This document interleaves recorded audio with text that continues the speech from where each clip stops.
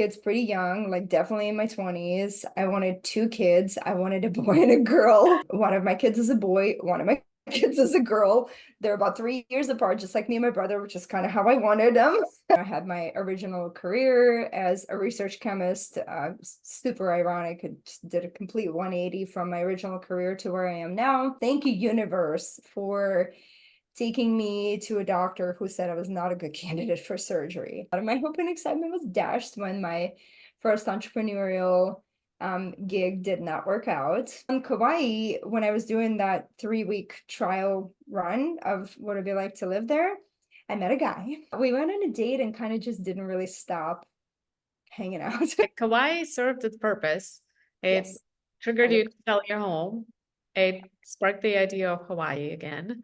It's the place where you met your guy. And then it's like, and off to the next big island. Here you go.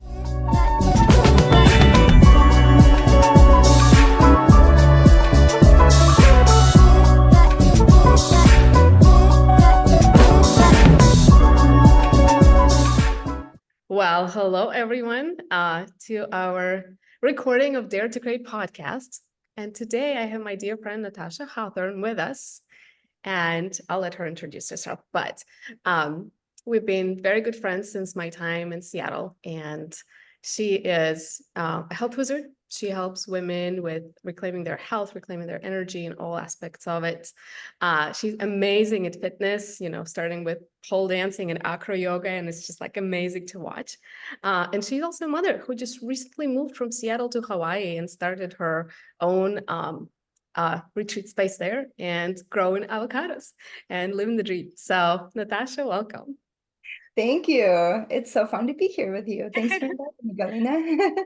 Yeah, so I wanted to talk with you because this podcast is by invitation only. And I usually invite the people that I really am inspired by and admire because they've created something amazing. And my measurement as amazing is something that you wanted to create and you created it. And you have like so many aspects of it. You created some magic in your family life and with kids. You created some magic in the place where you live, like what you do with your body and your energy. So like we have so much to cover. So I'll start with I don't know, whatever it is that you want to share with listeners to introduce yourself and what's important to you. Yeah, thanks.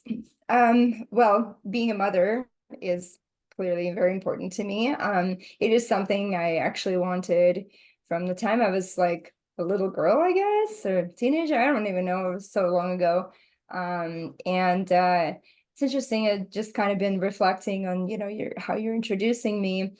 I feel like my manifestation powers, I wasn't necessarily always aware of my own manifestation powers, but they've always been pretty on point. And within the last, couple of years, I've become really aware of my own manifestation powers. And so I pay attention to that and tracing it back to, from when I was like little and wanted kids. I had my kids pretty much exactly how I wanted to have them.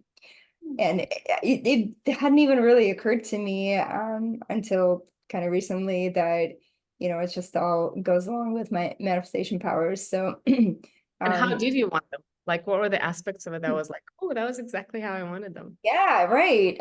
So I wanted to have kids pretty young, like definitely in my 20s. I wanted two kids. I wanted a boy and a girl. And once once I started learning about birth and the birthing process and things like that, I knew I didn't want to have my kids in the hospital. I wanted water, I wanted water babies, and they were both born in the water. First one in a birthing center just because I didn't have the right space at home yet. The second one at home, just like I wanted. One of my kids is a boy, one of my kids is a girl. They're about 3 years apart, just like me and my brother, which is kind of how I wanted them. And I was done having kids before I was 30. So I mean, you've done giving them birth, but you still have them. oh, right. I was done birthing babies before I was 30. Yeah. Thank you for the clarification. Yes, I still have them. Once a mother, always a mother. Yeah, so even that, it's just kind of like I set my mind to, I envisioned how I wanted the children, and that's how it went. Mm-hmm. And I had my original career as a research chemist.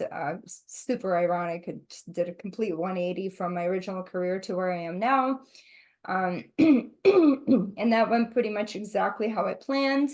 The only kink in that was the universe luckily blessed me with, getting laid off from my corporate research job, which put me on a whole trajectory towards like holistic health and everything that comes in that territory, like literally 180 from, the pharma and all that stuff.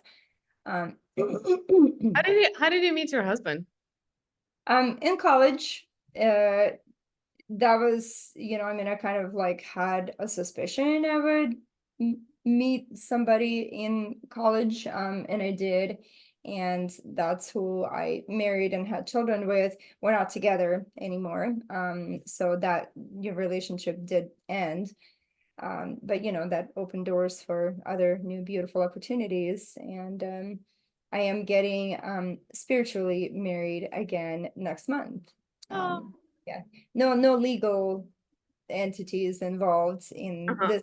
And this will be a spiritual marriage of the souls. That is so beautiful. It sounds like you went through so many lifetimes, like, cat with Yeah. nine lives. You had the life of like being married, having kids, living in Seattle and doing corporate, then, went on. Well, we'll go to the next chapters. But tell me, like, with you becoming a mother, what was the greatest joy and what was the greatest growth for you in that process? Yeah, I always say my kids are my greatest teachers. They've taught me so much and pushed me to grow, I mean, in ways that I really, really don't think I could have without them. The joys are the gosh, how do you describe the joy of motherhood? Um, Anyone who's a mother can relate, but it's like the joy of like bringing a new soul into being, into manifest, and watching them learn and grow and become their own individual, unique souls with their own individual, unique, energetic blueprints. And also the super cool part about that is apple really doesn't fall far from the tree. So yes, they're both unique and individual, and super beautiful. And also I can see so much of myself in my daughter and so much of my children's father in my son. Uh, Mm-hmm. it's kind of crazy how like how much those imprints matter. So So, that's pretty interesting to hear like my, teenage daughter uh echo things that I say, and they're coming from her. So that definitely brings me a sense of joy for sure. And the growth opportunities, I think like the kind of most glaring thing for me was they have taught me more patience than I could have possibly ever learned without them.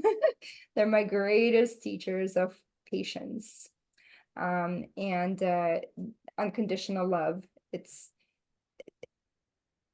having children is how I know what unconditional love feels like. mm, so beautiful. Like when you were saying how, like the joy of like bringing the souls into this world and having them become, when I was like going through my life and, through the phases, like, do I want kids? Do I not want kids?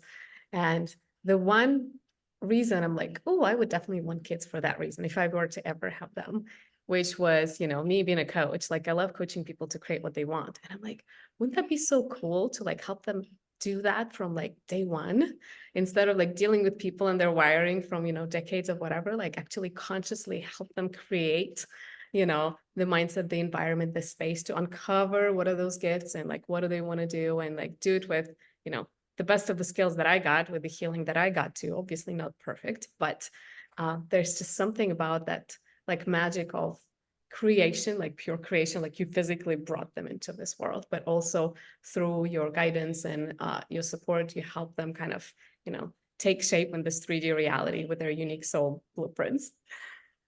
Yeah, 100%. And when my kids were born, I wasn't yet on the path of accelerated self-growth and expansion and healing. Mm. So for whatever reason, the universe chose this situation to be this way. I did imprint a lot of my own traumas on my children. And yeah, that's I can see that now in retrospect. But that's, the beauty of retrospect and hindsight. And it's been a process too of a lot of kind of me offering myself forgiveness for not knowing what I didn't know when I didn't know Yeah. it.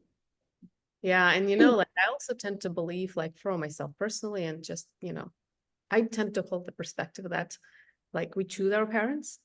And, like the parents that I chose and whatever traumas they passed on to me, that was for my own development and evolution, Right? because now I get to heal those traumas within me, and that's connected to my purpose in life. So I think like nobody's perfect, no parent is perfect. And I think they are perfect because that's exactly what the kids chose on some level. Like that's just my belief. Like I know people have different perspectives, but that's the one that is like, oh, it actually feels good. But on Yeah. board. Yeah, it's a like a one of the most radical levels of ownership that you can take is, I chose my parents. Yeah, yeah. So you were living in Seattle, well, on the east side, anyhow, and you were a mother, you were working in corporate. Like, when did you notice that, like, oh, like it's time to change something? Like when you started like doing different things, changing your mindsets. Like, what was kind of like the first seeds of like growing, changing, getting out of that creation into the next phase? Honestly, I kind of always had that seed in me. But working in the corporate uh umbrella under big pharma kind of drowned and muted that little ping that I had inside me. And losing my job, getting laid off it was one of the hardest challenges I had to work through at that time because essentially it spelled the end of my career. And my actual job, my work that I did in the lab, as a research chemist and all that stuff, I really, really loved my job. And I loved my coworkers, that great team of coworkers, and everything about it was just so perfect and so lovely. And so losing that job was really difficult. And it was a blessing in disguise, as these things always are. It was a forcing function for me to essentially end that career. And it spelled the end of my career because I was pregnant with my second baby at that time. I already had a toddler at home. And essentially just didn't really make any sense for me to look for another job, which would have meant like a much longer commute and the time away from the kids and like all that stuff that my children's father and I made the decision I would just stay home and raise the children, which was just an incredible gift that maybe I couldn't have appreciated at the time, but I definitely appreciate it in retrospect. And so that was the impossible to ignore seed. Yeah. That was the forcing function for me to start considering other opportunities, other options. And I spent probably years looking into what am I going to do with my life once, the kids are a little bit older and whatever. And I went through this phase of probably like 2 years or something. I had an idea du jour. Every day I'd wake up with a new idea of what I was going to be for the rest of my life.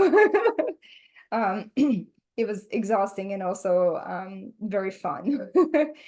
And that like little ping that I always had inside me that um, there's more to life, to health than research and pharmaceutical drugs and doctors and hospitals and all those things. And I started to pay attention to that more and more, to that little ping that I had inside me. And it's actually like a big thing that I'm going to be coaching women on from going forward, but like really listen to that tiny little ping inside you. Um, we tend to ignore it a lot of the times, have this little intuitive hit, and like, nah, that's, got to focus on this thing that mainstream, whatever life tells me to focus on. But I had the time, the space, and the opportunity to grow that intuitive feeling and to focus on it more and more over time. And I started training in various fitness modalities. I got certified in Pilates, and the whole like circus world opened up to me. Like literally, I started going to classes on everything from flying trapeze to pole dance to aerial arts and like all those things. And getting exposure to different people who exist in those modalities, Mhm. who are not just, lab scientists of pretty specific mindset. Like Uh-huh. there's a reason lab scientists tend to be kind of the same type of person. Mhm. Why? You got to align with the work that you're doing, right? Your mindset has to align with the work you're doing. Otherwise, you cannot do that job. That's what I Mhm. was saying. Literally, there's no amount of money in the world or nothing that would put me back into that career because my mindset does not align with it. Yeah. And I can't bridge that gap.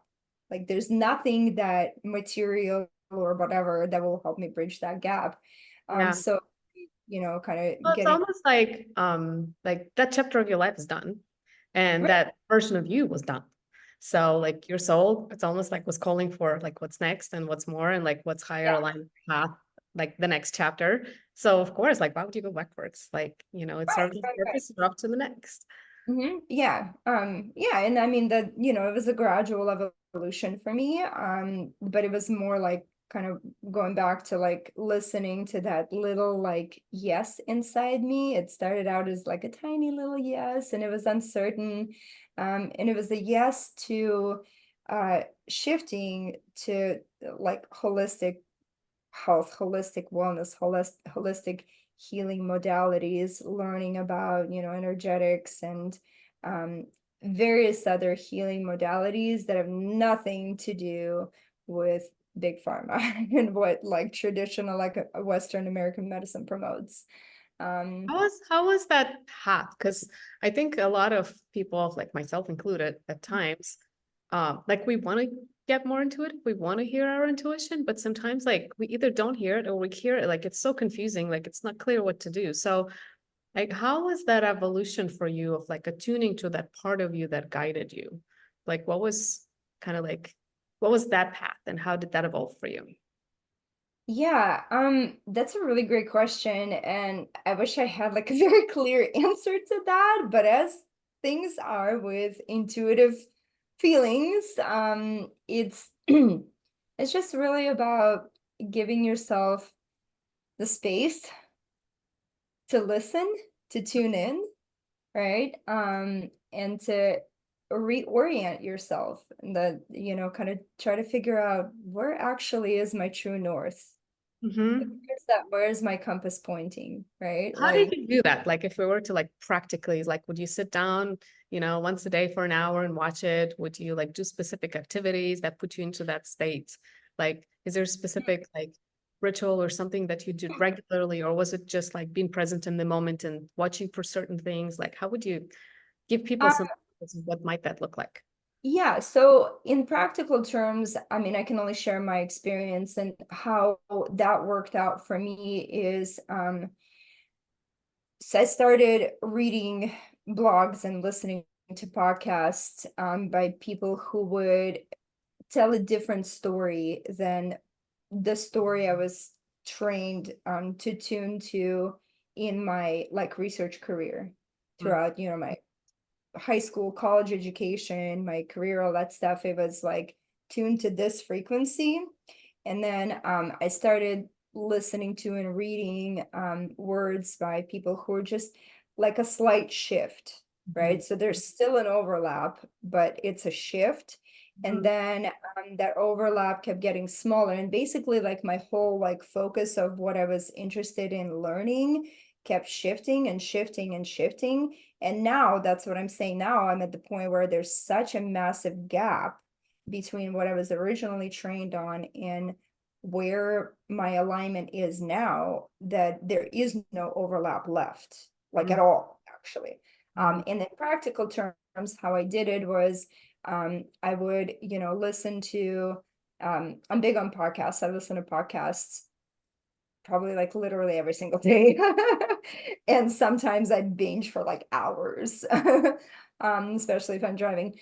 So I started listening to podcasts by people who were still very kind of like scientifically minded and had a lot of scientific evidence to back up their claims, but the methodologies that they were using, the practical applications of, instead of taking like medications, they would take supplements, and they would add some biohacks to, start your day. You start your day with, your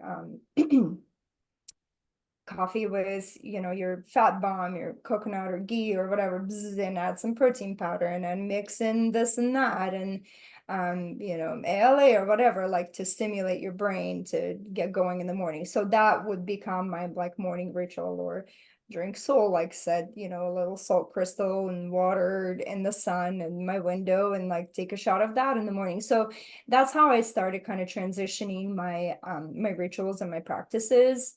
And it was all by starting to shift who I was listening to for guidance. Mhm. That's kind of the best way that I learn is I like people telling me information, and I absorb it and integrate it in, my own ways, and implement it into my practical life.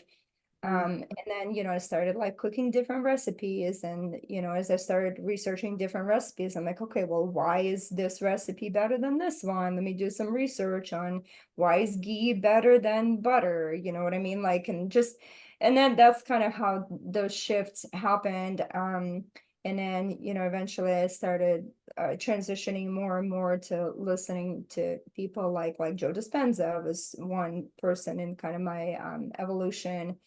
It would start talking about energetics, the power of belief, the power of thoughts, how to like literally change your thought into manifest to like physical things. So all of that was kind of my progress. And whenever I would find a new person, like Joe Dispenza, for example, I would kind of start to see, okay, well, who is Joe Dispenza talking to? Who is he connected to, and why? And I would sample those people, and whoever resonated with me, I would kind of like, binge on that Nice. podcast by that person. And then, okay, who is this person talking to, and branch out from there. So created kind of my own unique, path. That's cool. So So yeah, it's yeah, almost like you're like surfing frequencies. It's yeah, like you're like finding the data, finding the information, then what yeah, connects to that, what connects to that, what resonates, using your own like inner compass of like what resonates, what not, because there's lots of data. So that like, what I hear was kind of like your filtering mechanism, if we were to put it that way. Um, yeah. and then not just listening to information, you are applying it and testing it on yourself and kind of like fine-tuning not just through the data, but through like integration, right? Yes, I would implement the things that they would recommend, and kind of try to integrate those practices, and whichever ones, number one, worked for me, and number two, felt true to me. Nice. Like try or listen to an idea, and I'm like, okay, does this feel true in my body? Does it resonate? Does it land? Mm. If it did, I would integrate it. If it didn't, I'm like, no, that doesn't feel or sound true. Next. Yeah, yeah, it's beautiful.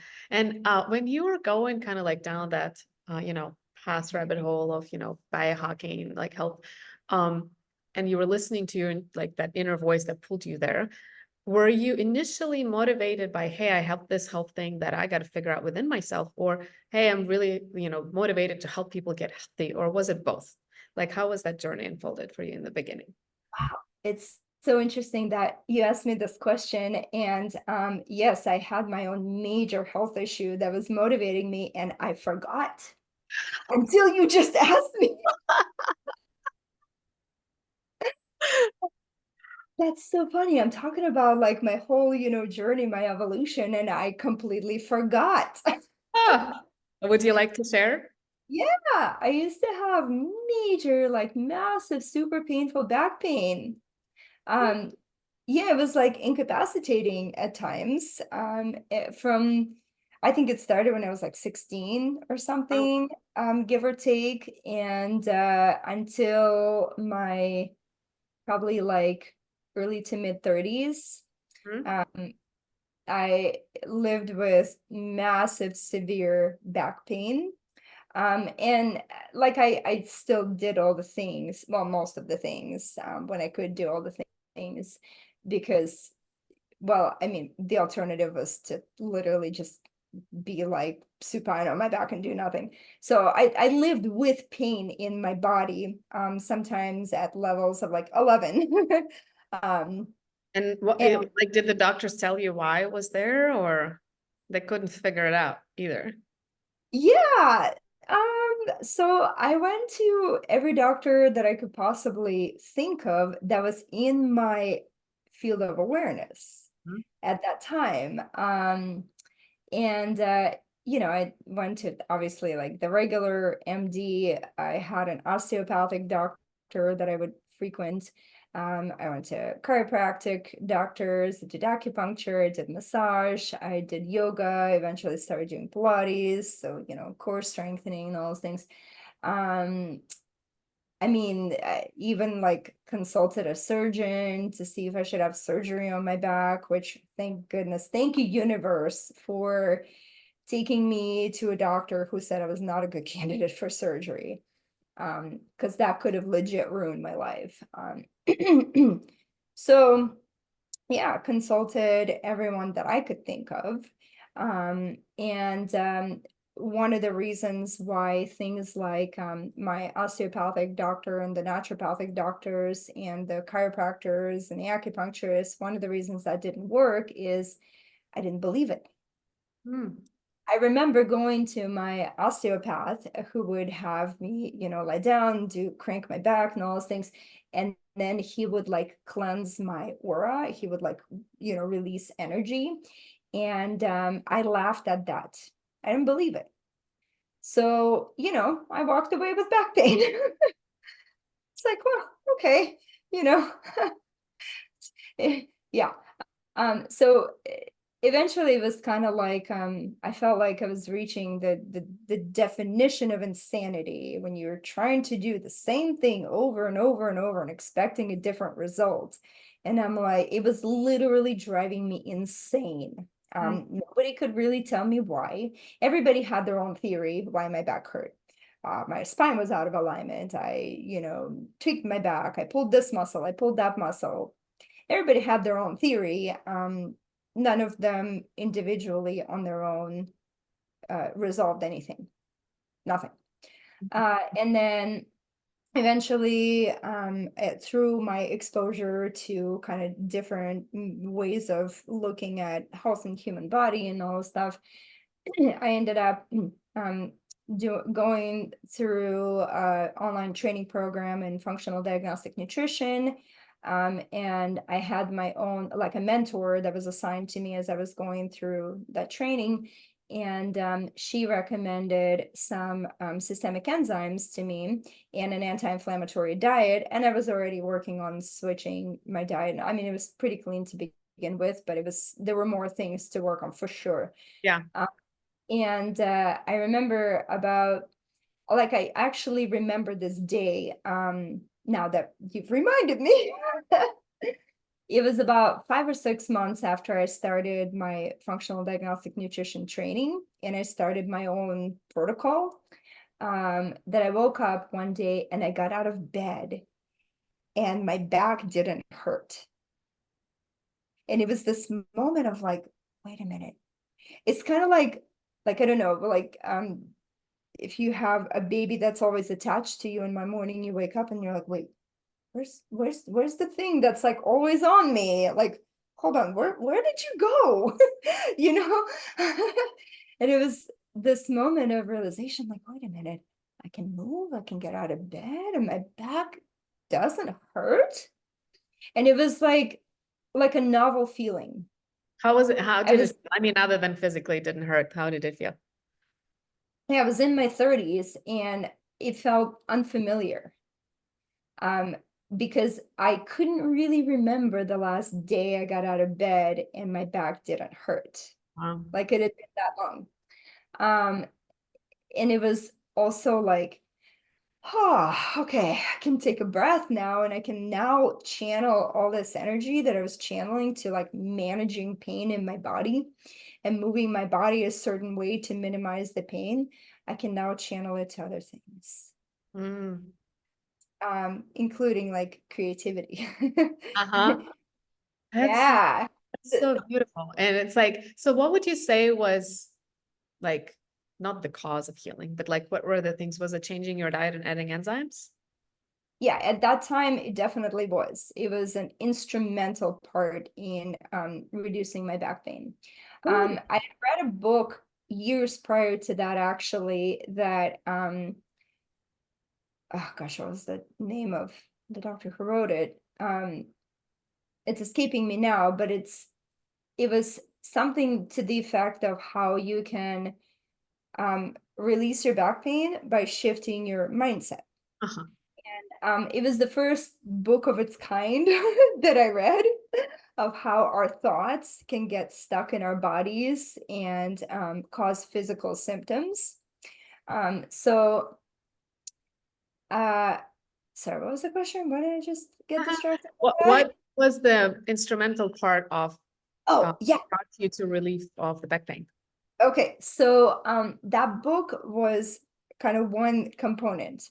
And then the second component was like literally removing the physical blocks that would allow my back to feel healthy and strong and pain-free, which were, inflammatory foods and all that stuff. And the enzymes work in a particularly magical, beautiful way where like when they work systemically, they just kind of go in and like repair the damage. I always picture them like when I still take them. When I take them, I picture these little like almost like Mario sized handyman or something with their little hammers going in and like ding ding ding ding ding ding and like little or like repairing damage, right?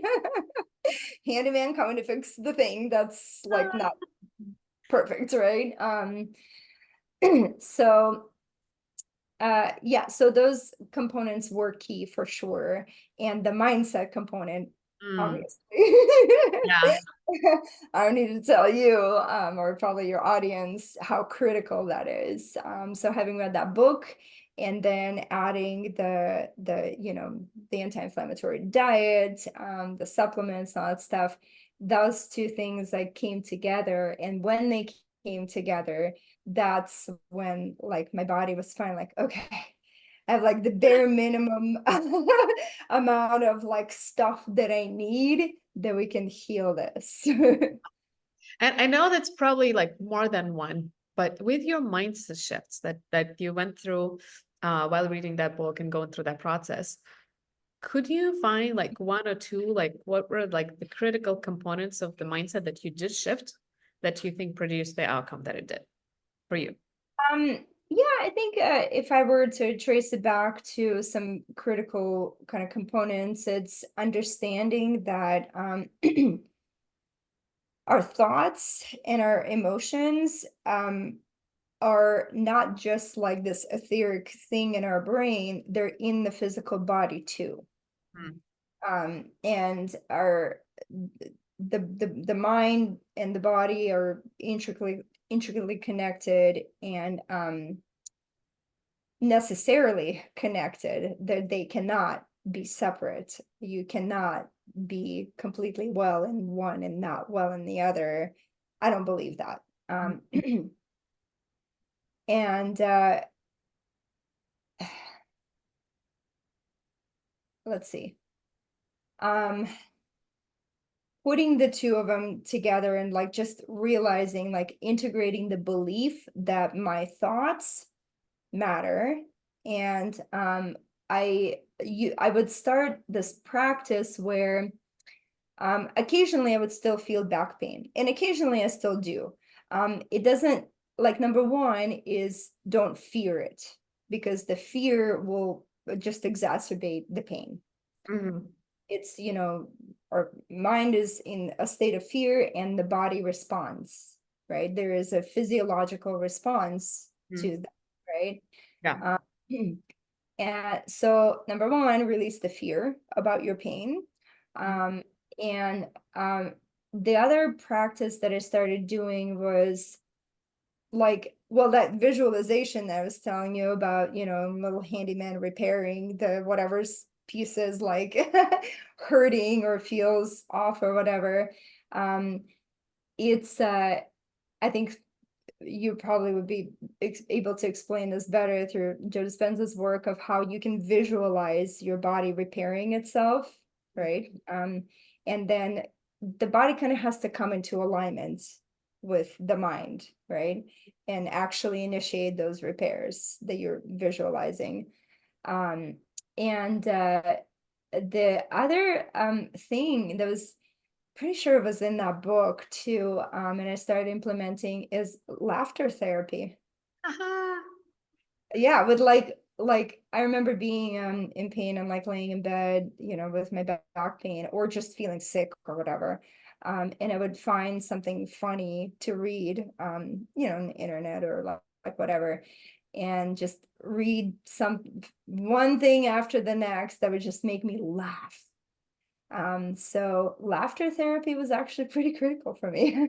That is amazing. You know what that made me think of is like all the heart math research around heart coherence versus stress, and Mhm. how, the heart coherence or lack thereof correlates with how we feel. So when we feel what we call negative feelings, sadness, fear, anger, it puts our heart in the incoherent heart pattern, and all the diseases that we know of that are associated with stress start to flare up. And Mhm. then when you get more into the positive emotions, that correlates with heart coherent patterns. And, their studies show that when people just increase their coherence a little bit, their digestive issues go down, their heart issues go down. So all this like things that correlate with stress start to dissipate. And so basically, anytime you can put in any way you can put yourself into a positive emotion, and like the higher, the more intense, the better, it like snaps you out of the feeling of stress and snaps you out of the effects of the stress on your body. So to me, like hearing you is like, oh, it makes sense, because laughter usually associates with like joy and exhilaration and like lightness, and like none of it goes into the incoherence. Like it's like super high heart rate and high coherence, emotions that come with the laughter. So like that kind of makes sense why it works. Yeah, totally. Ah, so laughter therapy, visualization of your healing, releasing the fear of whether around the pain, and doing the physical things, like anti-inflammatory diet and enzymes. Yeah. And Yeah. it's fascinating. So how did then that translate? Because like you're focusing on like healing you. How did that then translate into the passion of helping others? Well, so getting trained in functional diagnostic nutrition, the reason why I started that program and that specific one, because there are many, kind of nutrition or health coaching programs that you can choose from, is that one put together a paradigm that combines 5 elements: diet, rest, exercise, stress management, and supplementation. So Hmm. it's 5 foundational pillars of health that whole paradigm is based on. And when I heard kind of like how it all comes together and how, when you implement and embody 5 pillars, you can really just boost your health and vitality. And at that time, it was just like, kind of the first thing that I heard of that was so comprehensive in its own way that I was like, yes, this is what I want to do. And I was actually in another like transition at the time when I found that I was going through a divorce, and it was another forcing function for me to start looking for my next career, which Uh-huh. I knew wasn't going to be in research chemistry. So it would have to be something else. And I was actually at that time enrolled in a master's degree for nutrition, and I dropped out of that program to study functional diagnostic nutrition. I'm really glad I did. saved me like $50,000 or whatever for that master's degree. That would have taught me the food pyramid, which is entirely useless. Um, so going through that program, it, taught us how to implement those 5 pillars of health and how to grow your business as a health coach. Beautiful. Yeah, so that, so like my story of healing my back pain, which was just so kind of like unexpected for me, I guess. Like by the time I was in my, early to mid 30s, I'd lost hope that I could live the rest of my life without back pain. Um, and then one day I woke up without it and I was like, oh my God, whole new world opened up to me. So I was like, yes, I want to coach people and help them with their, chronic conditions or whatever. And that, that particular health coaching business ran its course, and I shut Before it we down. get to the Rannis course, like talking about your 9 lives, right? You are Yeah. working corporate, then you were a mother, married, living in Seattle, doing your thing, working on healing yourself, then healed your back pain of Yeah. 15 years, right? Then divorce, which is a big transition, and then the path of entrepreneurship. Yes, of course, and, like that business turned into whatever and turned. But what was that transition like of like having like a more or less safe and secure life, being married, have money coming from, probably your husband's income while you're raising your kids. And then boom, the divorce, boom, start of the entrepreneurship. Like, what was that transition like? Oh, not smooth. Yeah, it was rough. It brought up a lot of things for me that I'm still in my mindset working on healing and untangling. Feel like I've done a good share of it, of that work, but I know there's still, threads that I still need to untangle. It brought up a lot of, let's see, well, fears, insecurities, also hope and excitement for sure. And a lot of that was dashed. A lot of my hope and excitement was dashed when my first entrepreneurial gig did not work out. Uh-huh. Left me in debt instead of profit, as the story goes for Yeah. what 95% or whatever of entrepreneurs, right? So it's nothing new, obviously, but it was in the majority of first time entrepreneurs where fell flat on my face with that. But I learned a lot in the process, and I had a lot of my shadows exposed to me. And one of the shadows was my kind of insecurity, and it was hard for me to believe in myself, which I finally resolved with my move to Hawaii, which we'll get to in the Okay. chronological timeline. That's Yeah. probably the next big thing that's coming in the story. So yeah, a lot of those things came up, and I had to work through a lot of my shadows. So it was like prime time for me to do my work on myself, heal my wounds, and try not to fuck up my kids any worse. Because it was tough. It was tough to be, essentially a single parent. I had a partner, which, had its own whole set of issues. But essentially single parenting and starting a business and funding it all with my like retirement savings, which was hell scary. And then losing it all, but not really all. So, just working through a lot of my kind of like fears about resources and money, and the belief in myself. That was like the big reason why I had those fears, is I didn't believe that I had potential to provide for like myself and my kids. Um, Um, at least not on my own. It was, I could make enough for like, to sustain living. I believe that, but any more than that, totally did not believe it. And it was a big thing I had to work through, and I'm not done. working through that one. There's still, threads to untangle there. I've made a lot of progress, and I am about to launch my own next solo entrepreneur gig, like in, a few weeks. So I've come a long way. Definitely not done with that part yet. So Yeah. yeah, it was breeding grounds for a lot of growth.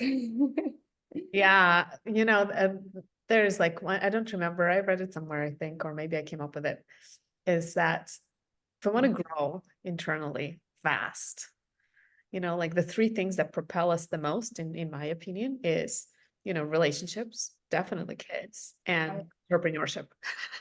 Because that's where like everything is mirrored back to us. All the things we think about ourselves, our, abundance level or, scarcity level, our worth, and like, can we actually make a difference? Like all of it gets like magnified, amplified. And like if it's there, it's gonna like blow up in our face until we handle it. And then we can't go around it, unfortunately. We got to go through it. And yeah, it's not pleasant sometimes and it's not peaceful sometimes, but it's definitely like the analogy I think of. It's like, if we have like skeletons in the closet of like, oh, I don't think I'm good enough, or oh, I don't think, I'm worth it, or whatever. Like, you start on the path of entrepreneurship, you can't keep them in the closet. They'll come out. And then you gotta look at it as like, hey, are you real? Are you not? Like, because that at least what it was for me. Like, obviously, I went through my journey of like working in corporate. I didn't go straight to business. I went to retirement first through investments and then losing it all and then coming back and doing coaching in parallel, coming back to consulting and training and all of that, still with like, oh, can I actually make money doing what I love? Or should I go back to something I'm just good at that people pay me money for? And kind of like finding my way to look at all the beliefs that I have that are actually not real. Because I think that's, what has power over us is belief that we think are true. And the more they come up to our face that we can't avoid it, it gives us the opportunity to like look at them and say, hey, I know I believed you for so long, but I don't think you're real. And then stepping into the unknown of like, what if it could be different? Like, what if I could provide? What if I could charge more? What if I actually can provide 10 times the value of a very high, price that I'm charging my clients for? And just like changing all those mindsets with, the data of the people who've done it before and with our own experience. Uh, but yeah, entrepreneurship, man, like it's not for the faint of heart. It's not. Yeah. Yeah. I had to grow up real fast through that. Yeah, what would you say? Because and that's what I like about life. Like we all goes, it's all go it to me, it's almost like a spiral. Like it's not like, oh, we're here, like boom, we're like self-actualized making millions. No. Sometimes we go out of corporate to become a consultant in the same field. And then coming out of the consultant, we like work for a company that does what we do. And we get mentored by them, or like we partner up with somebody, or we get licensing of similar thing. And then we're like, more and more clarity of like what we're here to do and who we're here to serve, and like through the iterations. And I know for you, like you went through quite a few, you've had your first business with, your partner and your business partner. Then you worked for another functional medicine coach and helping, in what you did best, but didn't have to take care of all the business aspects of it. And then like that gave you some ideas. And at a certain point, you're like, hey, it's time to branch out on my own. So what would you say kind of like allowed you to progress along that? And what are the lessons that you learned from those iterations of business? Well, the entrepreneurship, kind of like what you were describing, taught me like a million different things. Kind of hard to even like summarize, the lessons I learned from that. And then when that venture came to its conclusion, um, I did go start working for someone else, kind of like what you were just saying, doing like only the part of the job that I was really good at and not the rest of the business stuff. There's a whole team doing all the business stuff. Um, which is the dream, honestly. But I, position myself in the position where I shine, where I can do what I love to do, and I'm good at it. And I just get paid for doing just that job, that piece of the whole puzzle. And I'm still in that role, phasing myself out as I transition into my next entrepreneurial venture.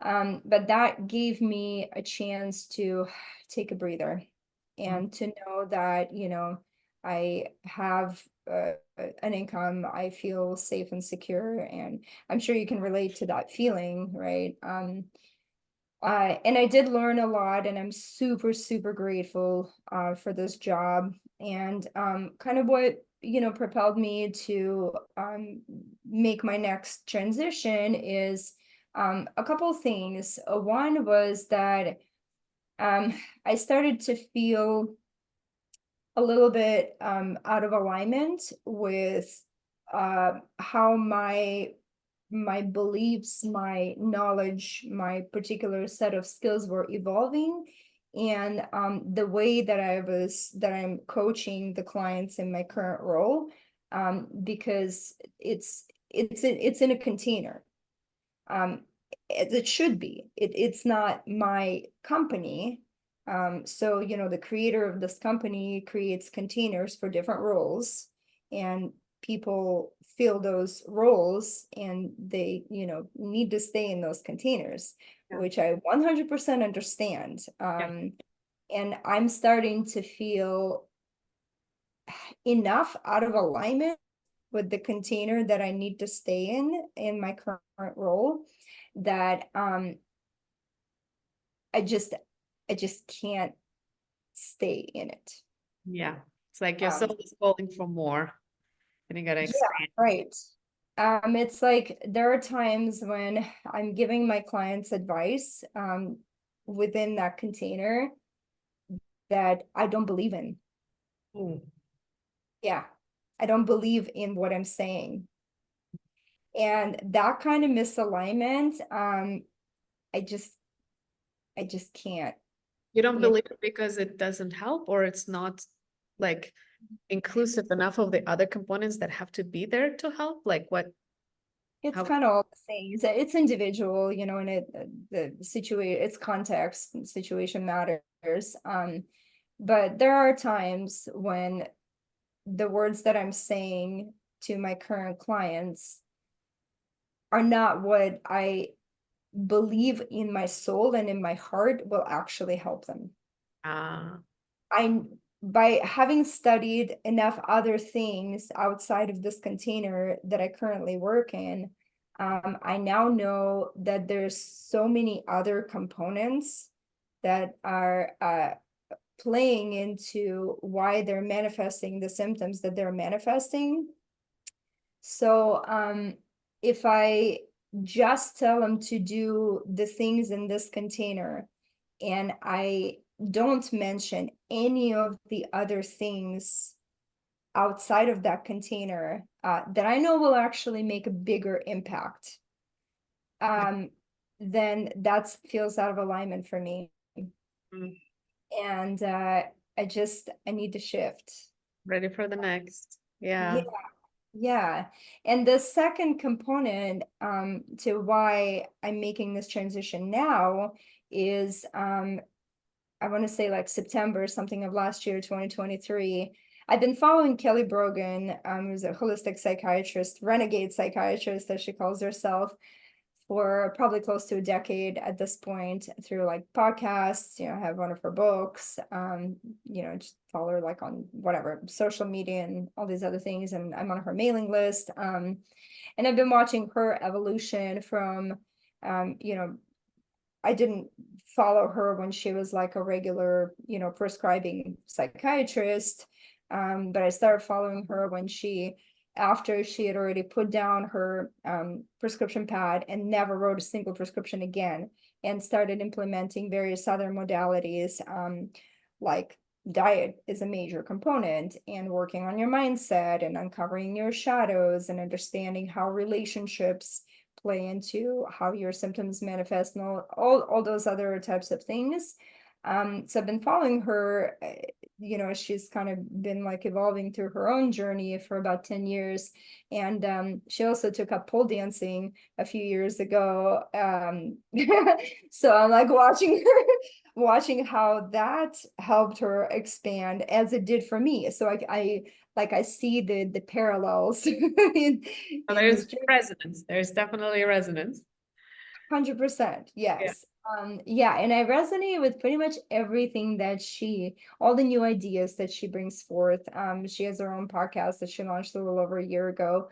And all the other podcasts that she's been invited to be on, and what she writes in, blogs, emails, like various other posts and things like that. And it pretty much just all like just lands for me.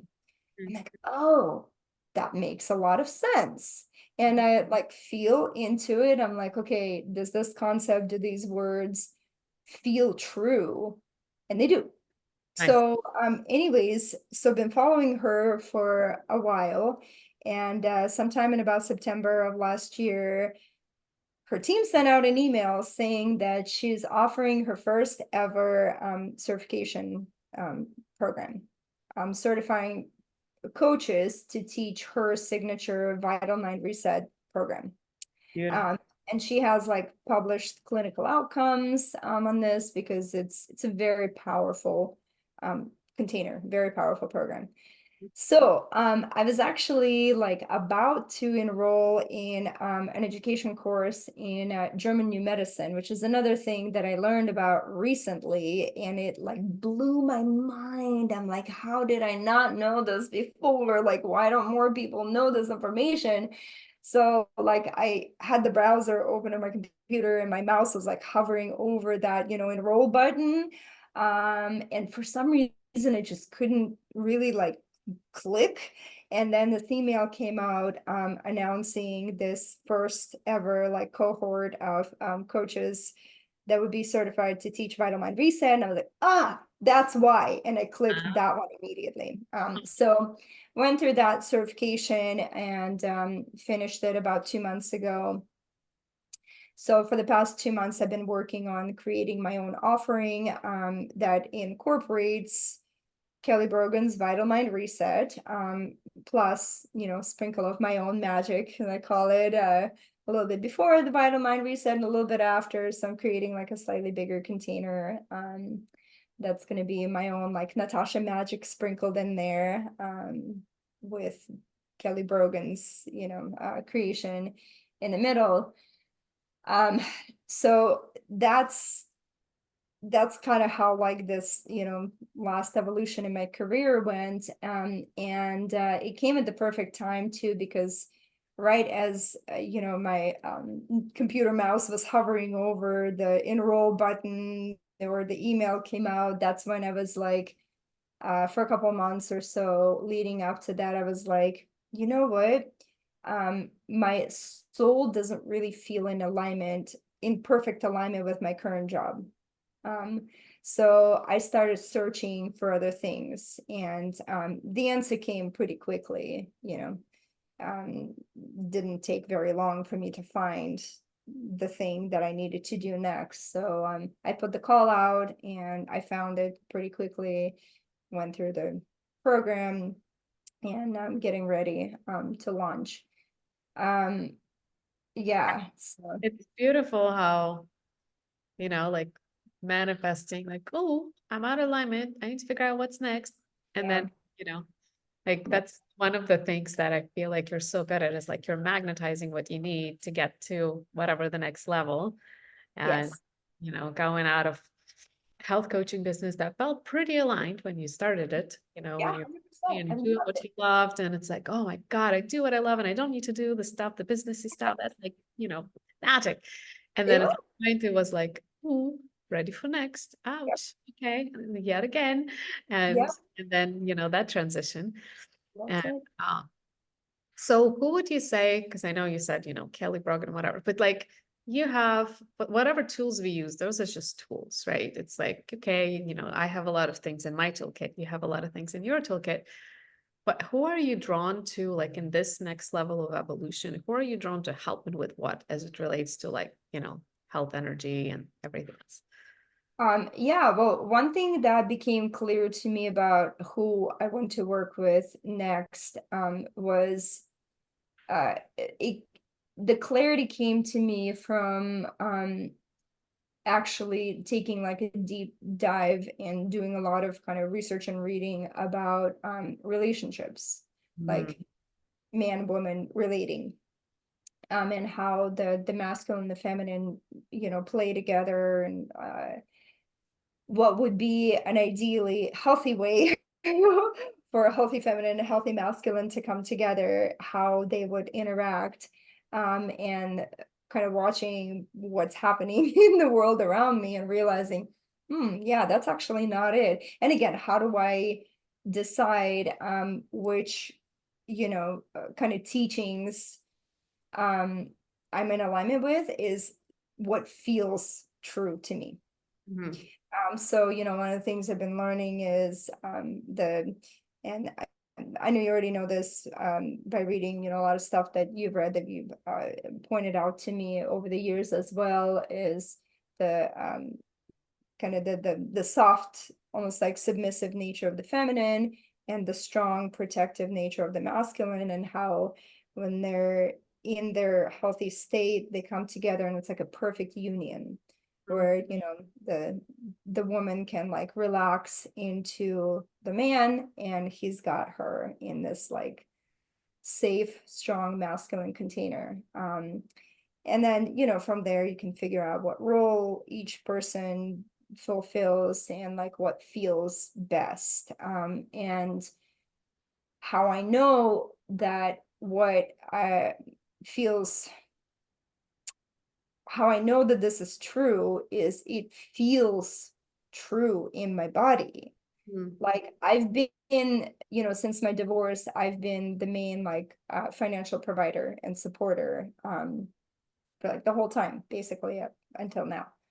And I when I was married, my now ex-husband was the main financial provider, and I eventually pretty quickly became a stay-at-home wife. So I did all the, kind of traditional roles that women do, raising children, keeping the house, cleaning the dishes, doing the grocery shopping, all those things. And a lot of women will kind of balk at that, like, like um, all you do is cook and clean and take care of the children. Where's the fulfillment? Where's, the rest of kind of like purpose and all that stuff? And I I did those things kind of reluctantly because I was grieving the loss of my career. And eventually I realized I'm actually good at that. Like I'm good at taking care of the children, taking care of the house. Like I can keep the house, I can cook the meals. I'm not the best cook, but whatever. Like I can do it. And I do it with my like feminine energy. And when I had to switch from that and step into the role of provider, the one that earns the money and supports the whole household, um, it put me in my masculine, because I have to be, right? Yep. You have to be in your masculine energy to be the provider for the whole like household. And it made me irritable, angry, resentful, and I didn't know this at first, but I didn't like it. I don't like the responsibility of being the provider. I feel like that should be the man's responsibility.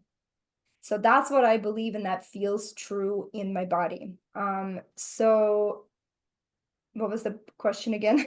Have I this Well, tangent? we started with a Oh, question I'm gonna of be like with. who you're feeling to drawn to help now, but I think we're Yes. going to talk about the relationship dreams manifestations too as part of this So, discussion now. but circling back, yeah, to the question you asked, who I'm gonna work with, women who are ready essentially to remember what it feels like to be a woman, and a healthy one, Mm, without, medications, without a bunch of various, other kind of like therapies and things that are not working. It's kind of like when I had my back pain for, 20 plus years.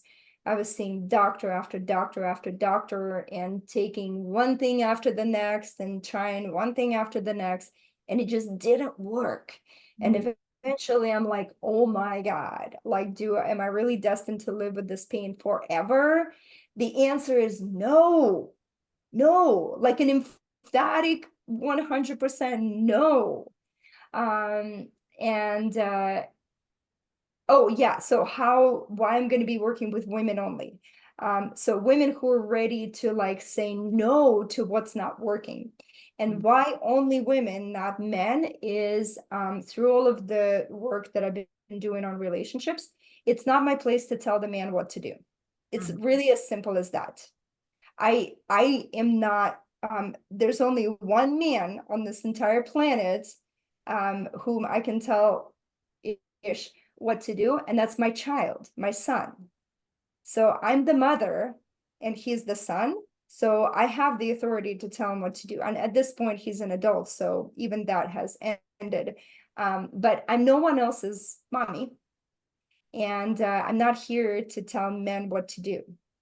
So I feel very comfortable working with women. I can create a strong and safe container for women. I cannot do that for men because that puts me in the masculine and that emasculates them. And that is counterproductive to healing. Yeah. So women only, and women who feel that little like voice that's telling them what I'm doing isn't working, it isn't right. Why do I still have symptoms? Why do I still feel not right in my own body? And who are ready to reclaim their health, their femininity, their vitality, their voice. Mhm. That's what my container is being created for. It's so beautiful. And like what I love about this next evolution of yours, it's kind of combines all your, parts of your journey and like your personal growth in each of those areas. And, we can dive a little bit into the relationship part next and then all the physical fitness stuff, which is also fun. Yeah. But I think like I don't know about you, but like when I hire coaches or mentors or like somebody to guide me and help me in different parts of my life, I usually ask myself, like, do they live it themselves? Like, Mhm. are they in integrity with the stuff they're teaching? Have they gone through the journey? Or are they just like, like spewing intellectual information? And like with you, like you've gone through all of it. You've got Yeah. the mood thing, you've got the physical pain thing, you've got the feminine masculine rebalancing thing that now you have this like beautiful soul partner. And and you have all of the components that you are putting in your offer, like you personally have been through and like created something awesome. And I think that'd be really fun to see how that unfolds. Yeah, thank you. I'm super excited. But talking about relationships, it reminded me, I'm like, how did we meet? How did we meet? I'm like, oh yeah, I went on a date with your boyfriend. That Yeah, you that were in happens. an open relationship. Yeah, you were in an open relationship, and I was in my, open relationship days. And I don't even remember which dating site we met, but we met on whatever site, and we had on a date, and we built a beautiful friendship. The romance with me and him didn't quite go anywhere, but the friendship lasted for years with him. And then through him, I met you, and our friendship lasted for years. And I was like, oh yeah, that's how we met. That's That happens. Yep. um, you know, but I remember from, all the growth and the evolution in the aspect that you were talking about, the feminine and the masculine, like you've gone through kind of like being in the box ish of, Mhm. marriage, traditional marriage, kids, Yes. uh, very like techie husband, Uh-huh. and then gotten through like kind of like the opposite side of like open and poly and energy, this and that, uh and then to the energetic side of it, but also to like exploring all the physical parts of it. Like I don't know that very many people who do like pole dance for fun, or acro yoga, and the way that they transform themselves through the process of doing those things. So I don't know what you want to share here. To me, it's just all very fascinating because I think it's when we follow our path and we don't question why it's going there, and like as long as we don't hurt anybody in the process, but like with that open exploration, it's like, oh yeah, what are all the relationship models, what might be the one for me? And like, yeah, it totally doesn't fit the box of most people, but who cares? There are people who want to play in those aspects. So I don't know, whatever you want to share as far as like, okay, relationship exploration. How was your relationship coming out of that box into like the big world of possibilities, and like how did it went? What did you learn? Like what were the main kind of highlights and takeaways for you? Um, yeah, I mean, obviously my path had to be what it had to be. And while it was gut-wrenchingly difficult and painful at times, I can find gratitude for every step of the way, and the lessons that I've learned, and having like expanding my toolbox, my knowledge box, of what I can share with people going forward. And so having gone through that, relationship evolution, like you were mentioning, first in a very like kind of like traditional marriage, which honestly I would kill to have again. And working on it, almost there.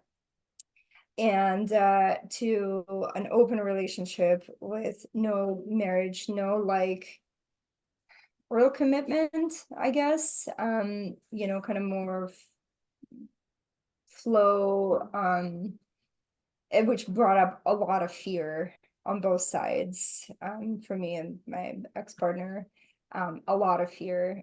And we had to work long nights through a lot of those fears, to realizing that that arc of an open relationship, of how people are like very excited to try it at first because they feel like this whole new world of opportunities and possibilities is going to open up to them, which is true to some extent, and then going through like a shit ton of pain to then coming to the conclusion that it's actually not like what they expected it to be, and it doesn't pay dividends.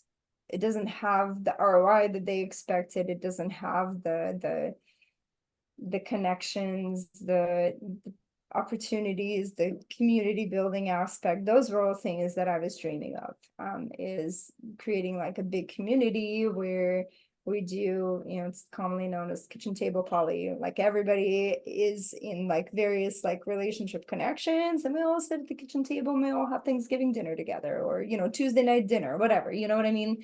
And everyone is connected and happy and has compersion for everybody else. It doesn't work. It Not going to say it never works. I'm sure some people make it work. Vast majority of the time, from what I've witnessed and experienced myself, and on pretty much everybody that I actually knew in person, vast majority of the time, it just doesn't work. So it doesn't really play out how we all dream that it's going to play out, how the books tell you that it can play out. I read many books on the topic. Yeah.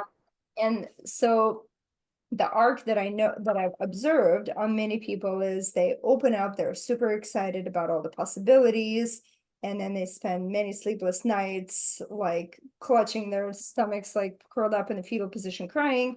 And then they find one person that they actually feel a soul level connection with, and that's it, and they want to create a closed union with that person.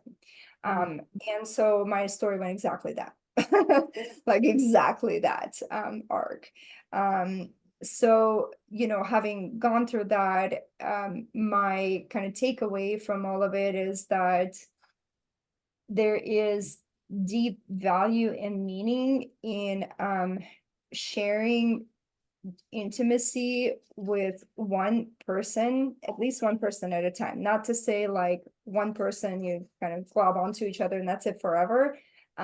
It's not necessarily forever. It's just for the time that you're a union, you focus your energy on that union, and from there you can build and create all sorts of beautiful things. But as I follow Kim Anami, who talks a lot about relationships, masculine, feminine, and all that stuff. I found her like a very valuable resource over the years. She calls them energy leaks. So if you're in a relationship with a person, you call each other primary partners, and then you have all these other connections. Those are energy leaks from the container of your primary relationship. Where if you close out those energy leaks, and focus on your union, that's where you can find all sorts of like depths, because you can be vulnerable and feel safe, assuming you create the conditions of safety in the relationship, which again then circles back to masculine feminine dynamics and all that stuff. But create the conditions of safety, and you can go really deep with vulnerability, and like a soul level connection, which is incredibly nourishing, and fulfilling. And just that like base level of safety, like your root chakra feels safe, and then you can just kind of like relax and not worry about, these like other like energy leaks that your that create the condition of fear that your union can get. It's like rug getting swept out from under your feet, which could happen like any moment, Mm-hmm. right? That's kind of how I felt going through the years of being in an open relationship. Like the rug could be swept from under my feet at any moment, um, which it does not confer safety. Yeah. And when you don't feel safe, there's a lot of things that come with that. The body can't relax, the mind can't think clearly, creativity doesn't flow. And I believe that's actually like a really big reason why my initial business venture didn't work out. There were so many energy leaks.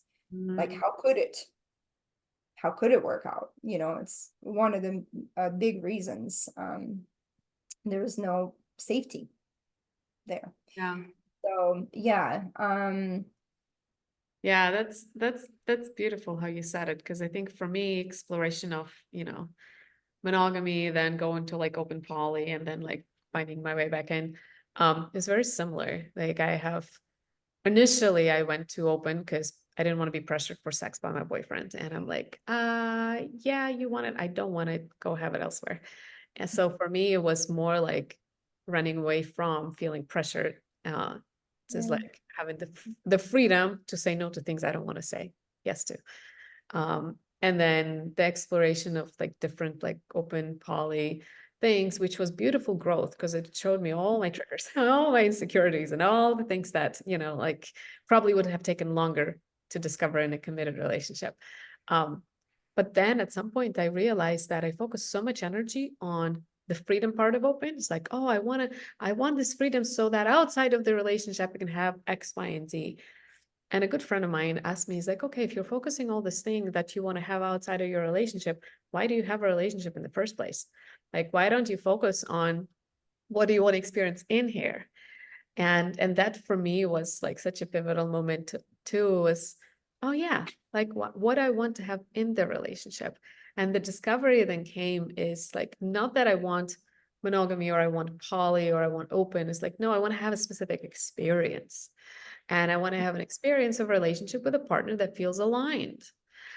And then, exploring like, what does that aligned mean? It's like, well, authenticity is a big part of it. Masculine, feminine dynamic is a big part of it. Ability to talk about potentially our attractions to other people is a big part of it. But I didn't really want to have sex with other people. I really didn't. And Mhm. so like finding like what about it was important to me and how can I create it in the relationships then allowed me to realize it's like, no, I actually don't want open. I just want a relationship with an aligned person. And that was like, duh. And it it was Yeah, fascinating. So like I imagined for you, like I wouldn't go and change any of it. Like it was so perfect and beautiful and painful and exactly what I needed. Uh, and got me to the person that I am today and got you to the person you are today and your partnership right now. 100%. Uh, uh, Bringing that point in, we kind of touched on the things of your, like acro pole, circus friends, like, um, what part of like your kind of like evolution that part of your life has played? What do you say? The circus stuff. The circus, the acro, like all the physical expression that, we Mhm. found. Yeah, that actually opened up my whole world to so much like art and beauty, and dance and different types of human beings, different communities. The circus world is incredibly inclusive, of all kinds. I mean, it kind of inherently has to be, right? That's kind of like one of the origins of circus, and all these other things that, I'll mention, like my pole dance, aerial arts, acrobatics, all of that is tangentially related to circus. I think it all probably comes from the same root. So for me, what it did was, it exposed me to so many different lifestyles and art styles, and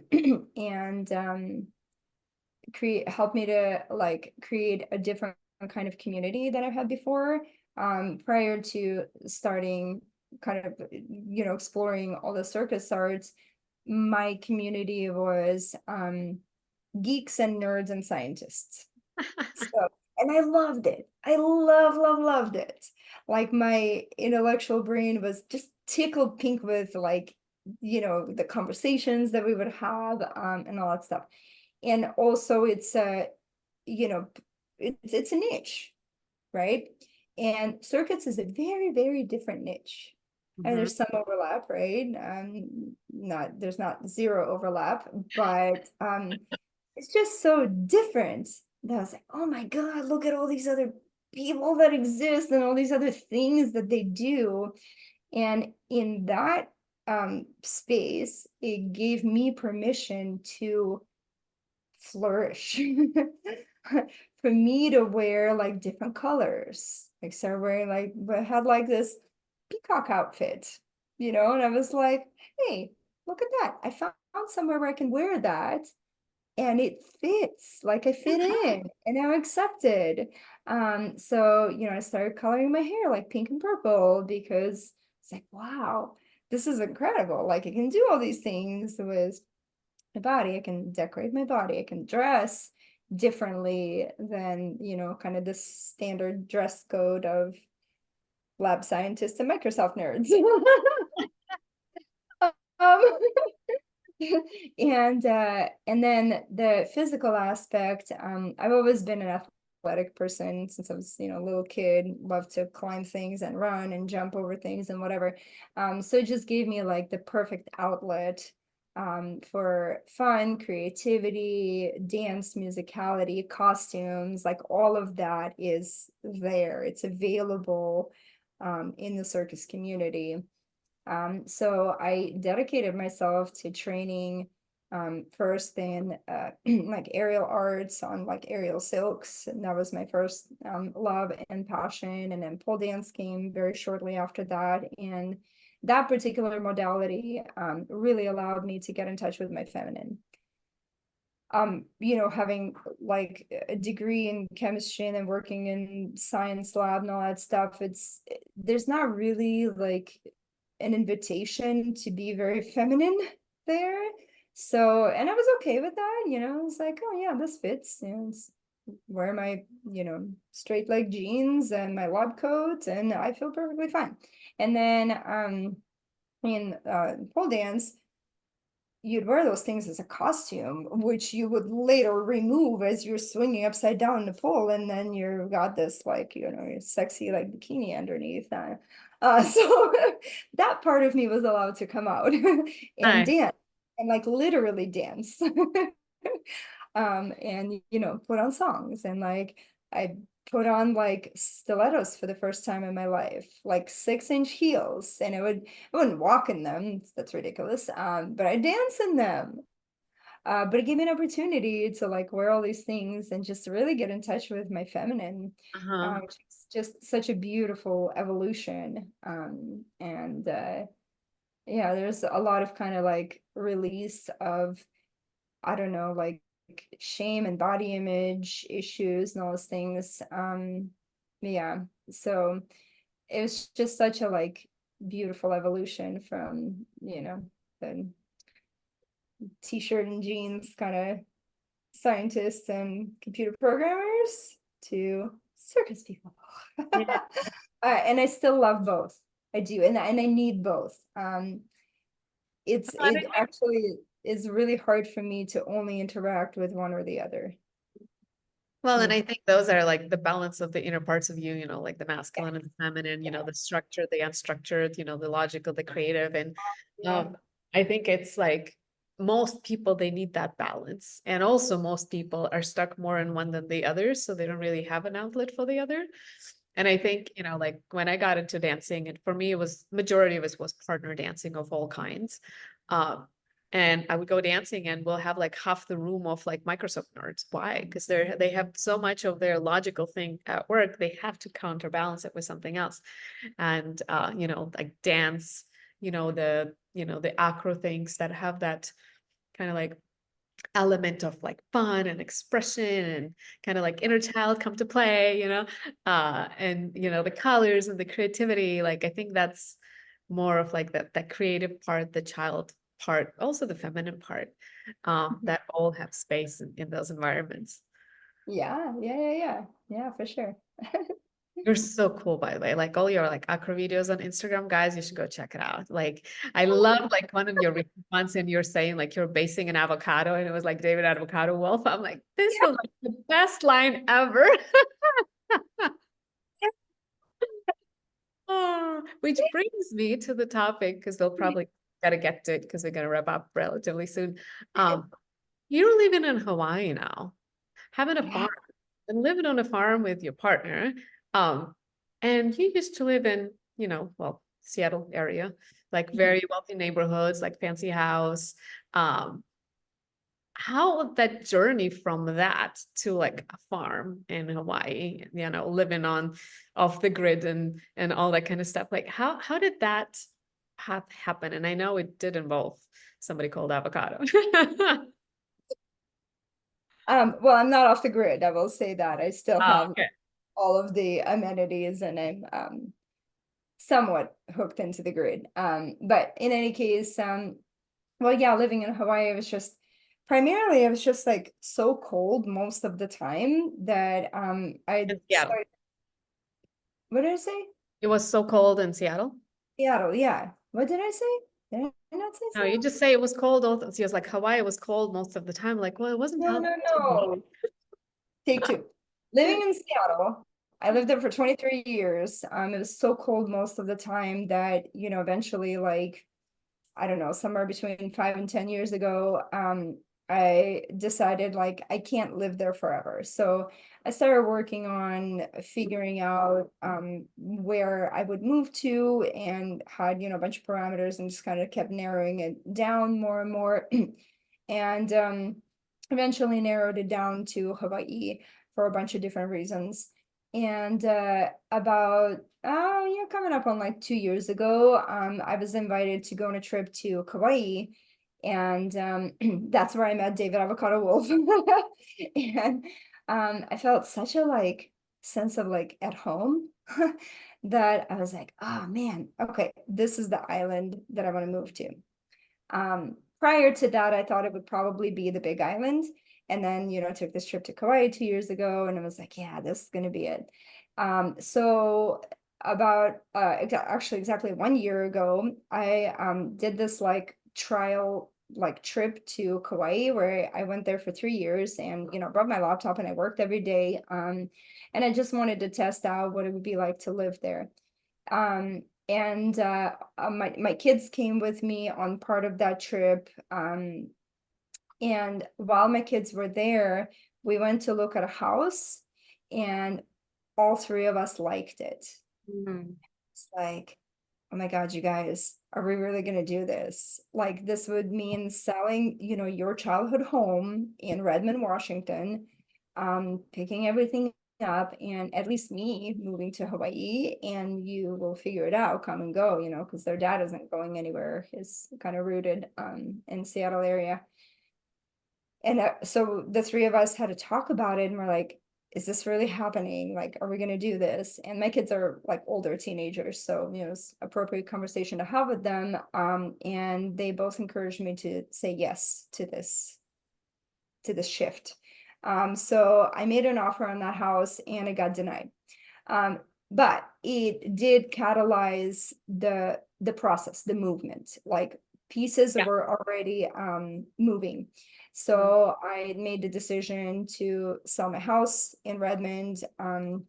So when I got back to my house there, I started working on making it market ready, had a realtor lined up. And anyways, long story short, on July 3rd, I moved out of my house. And in that process, though, from when I made the offer on the house in Kauai and it got denied in March of 2023 to July of 2023, I had looked at a bunch of other properties, talked with my realtors on Kauai nonstop. And basically what happened was that island said no to me again and again and again.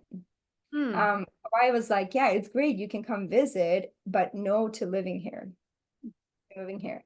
And I was crushed and lost because I had sold my house. I had to move out of it. Closing date came and I had to Oof. hand over the keys and leave I my home of 18 years where I birthed my daughter and raised my children and lived like such an important, massive portion of my life. And I had to leave it with no other home to go to. oh. Yeah, so that was really, really rough. So I decided to expand my search and I started looking at the Big Island, which was the island I was originally considering for like, kind of a minute. And in August of last year, I came out to Big Island to look at some properties. And on like day two, I found the one I ended up buying. So this island like immediately said yes to me, like a Oh, big fat yes. those bumps when you said that. I'm like, ah. Uh-huh, Yeah. uh-huh. Yep. And it happens to be a 5-acre avocado farm. It's not entirely off grid. There's we have water catchment, so we rely on rainwater. So we're not hooked up to like any kind of water system. It's just our rain catchment, and there's sewage is different here. We're not hooked up to any like sewage lines or anything like that, but we do have electricity and internet. So not entirely off grid. So, anyways, on Kauai, when I was doing that 3-week trial run of what it'd be like to live there, I met a guy. And we went on a date and kind of just didn't really stop hanging out. So yeah, he lived on Kauai for about 3 years at that time, but he came out to Seattle to help me get my house ready for the market. And we just kind of like continued on Oh. our journey together. Since then, it had been a year and 6 days as of to date that we met, March 5th. Um, so he was willing to move to the Big Island with me and become a farmer, avocado farmer. So Beautiful. that, It's like Kauai served its purpose. It yes, triggered you to 100%. sell your home. It sparked the idea of Hawaii again. It's the place where you met your guy. And then it's like, and off to the next big island. Here you go. Right. And the really like powerful and beautiful part about this manifestation is I did it I did it all by myself. Like, I mean, obviously, like I had help from, my family helped me a tremendous amount. A bunch of my friends helped me, like my partner helped me with, just like various pieces. Um, so I'm incredibly grateful for the community that helped me bring this all together and like sell my previous house and buy this one and all that stuff. Um, but the thing that I wrote like a very long, powerful post about this when my offer on this house that I live in now got accepted, so that I wouldn't forget this feeling for myself of just the incredible power that I actually have in me to manifest something this big. I bought this house all by myself, and like I bought it, as in like I fully outright bought it. You mean Um, farm in Big Island? Yes. Huh. Yeah, I fully outright bought it. And it's in my name with nobody else. And it's not even that like, not only did I do it without like the help of a man, I did it despite being taken advantage of by multiple people in my life. Despite all of that, I did this. I fucking did it. I bought this whole place. And it's beautiful and it's perfect. Like it's such an incredibly powerful feeling to manifest something this big as a woman in this world. Like how many women do you know that own a 5-acre farm on their own outright in Hawaii? Yeah, definitely not many. I don't know if I know any. You do know one. I want, yes. Right. So that was just such a like powerful manifestation. And like I'm saying, yes, I had help along the way for sure, not denying that. I'm incredibly grateful for it, but I had to choose the steps to take to get here, Yeah. to manifest this. Like I did that. All the choices that I made, nobody else made them for me. And like I said, I made all these choices despite being taken advantage of. Yeah. I did it. And it I just want to like share, like it took I imagine tremendous trust and courage, like hand off the keys without having a new home. I mean, I've been there, but like it's not for the That's faint of heart of like, I know I need to go in that direction and I don't have all the answers and I have to let go of the old before the new shows up and it's freaking scary. And I have to do it anyways because there's no other way right now. I And didn't plan to do it that way, by the way. I planned to have a house in Hawaii secured before handing over the keys to my Redmond house, but yeah, that's not how it went. yeah, that's life. It's like and that's the thing. It's like, some people, like they meet somebody, not in your case, but like some people like meet somebody and they move to another city for that person. Their relationship falls apart, but they stay and they're meant to be in that place. Or Mhm. there's people who like move for the job and the job disappears, but like the job got them there. Right. Like your trip to Kauai got you to the point of letting go Yeah. of your house, and then the big island showed up. So everything we take action based on what we think would happen, and then it happens differently, but it's still perfect. Yeah, yep, 100%. Yeah. That's Yeah. so in that journey, because that's kind of like the most recent dream manifestation.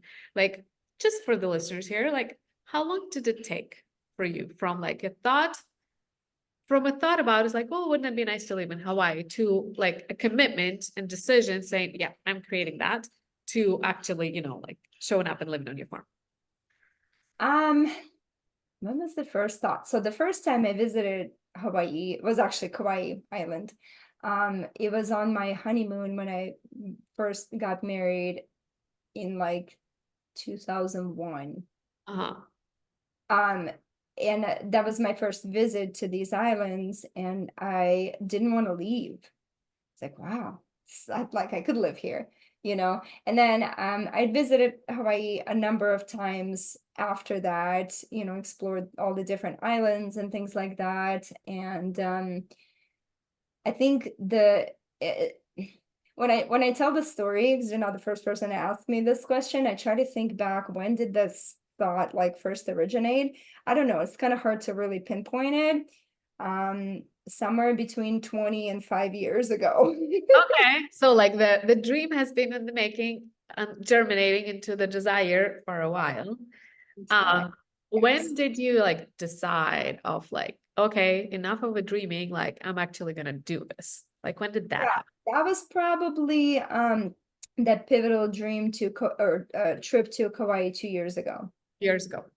2 years ago, yep, I landed in Kauai and kind of got immediately integrated into a community, and everything just felt so easy. That was another like amazing manifestation. It all came together kind of last minute. I got invited to go, and within like a few days, I was gifted like a stay in this beautiful beachfront condo that some friends offered me, just had availability.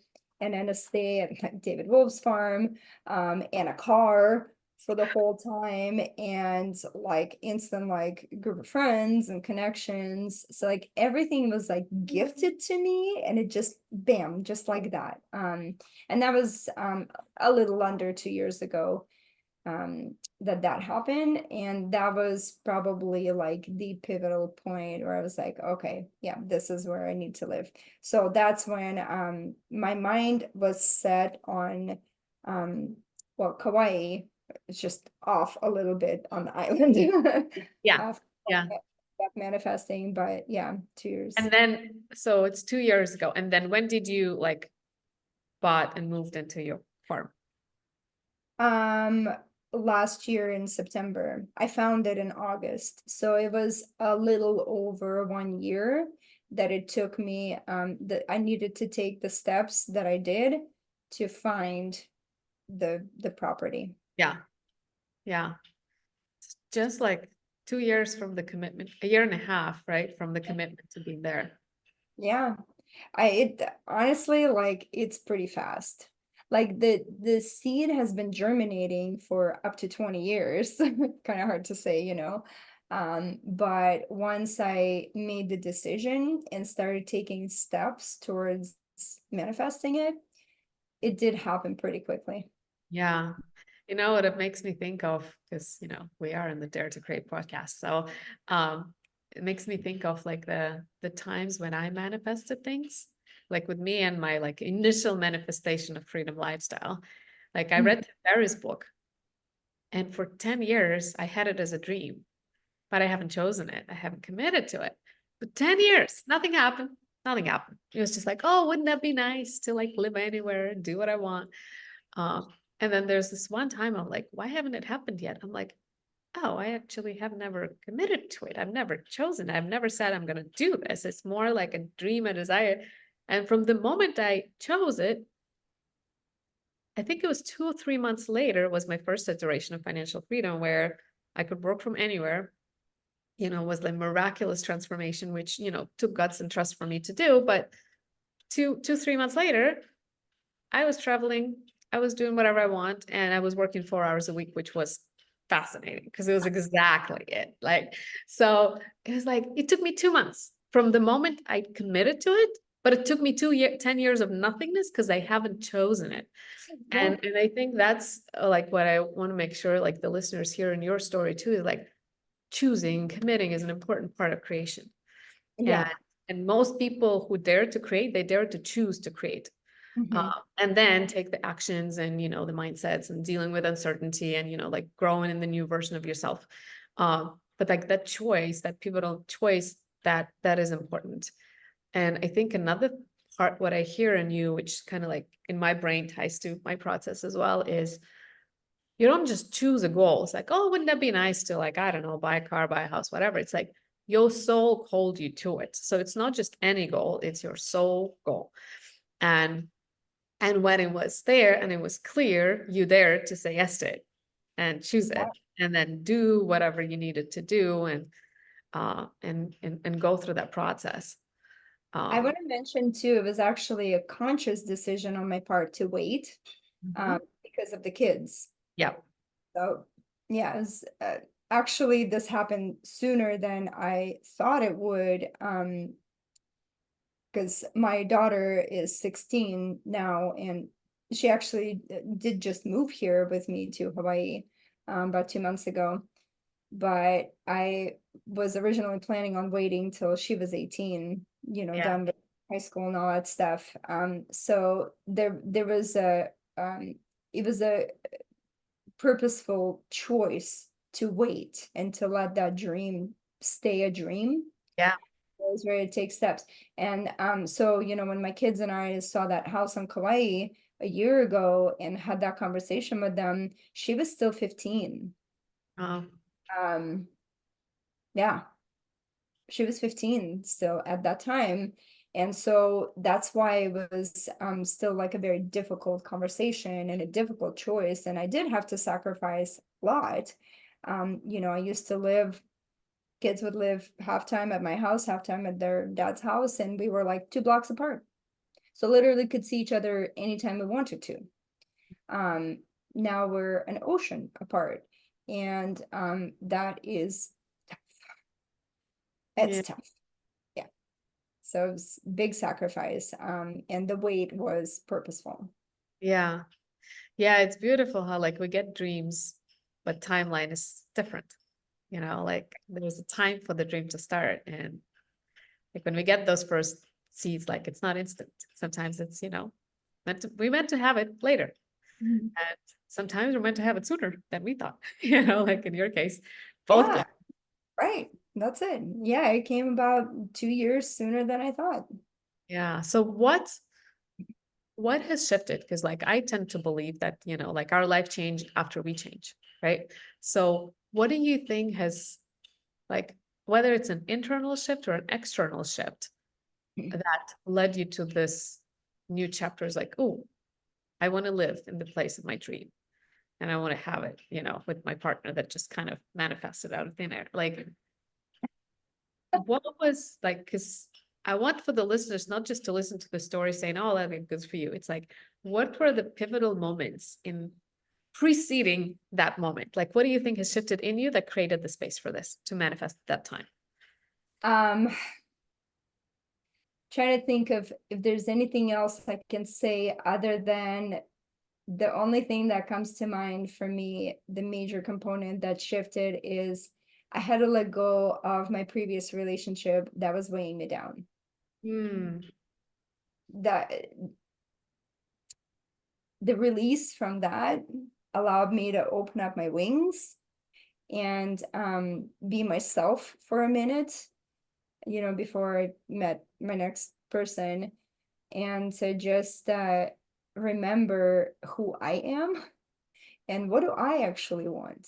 Hmm. Like for a minute, I had this space to be like, not like what do we want, but what do I want? And that's not necessarily a recommendation to leave your relationship. It's Yeah. just Important disclaimer. right, disclaimer, yeah, for sure. When you're asking me though what it took from me, that is what it took. I don't know what else to say. Yeah. Yeah, it was, Yeah, I remember that times. I was somehow in Seattle through some parts of that, uh, yeah. even though I didn't live there anymore. But I remember how um, it looked like a challenging choice because like love was still there. Oh yeah, And then, 100%. there was this like in what you shared at the time, the kind of like the feeling like it's not fully aligned and it sucks. And um, so then what did it take for you to leave the relationship? Like what was the Mm. step that where you like, gotta do it now? Like what was that? Well, okay, so for that also, there's no other way for me to put it. What it took was a catalyst, and that catalyst was a human being. Well, he's magical, but kind of a human being, a person, Uh-huh. um, who helped me to, again, just kind of remind me to believe in myself and to remember who I actually am. Mm. So yeah, there was a catalyst, and the catalyst in my case was a person. Mhm. Yeah. And then what happened? So Catalyst showed up. What was the Right. inner unfolding of it? Um, yeah, the inner unfolding was like, oh, wait a minute. I am like valuable. I can be seen. I deserve praise and love and affection, and not just, criticism and, whatever. Um, like this, you know, swing back and forth of, I love you, you drive me crazy kind of a thing, but like a compassionate container where I could just be me and step into parts of me that I couldn't actually really step into in the previous container, like all of my magic. My, like really feeling the energy flowing through all of my chakras and allowing myself to embody all the energetic flow, and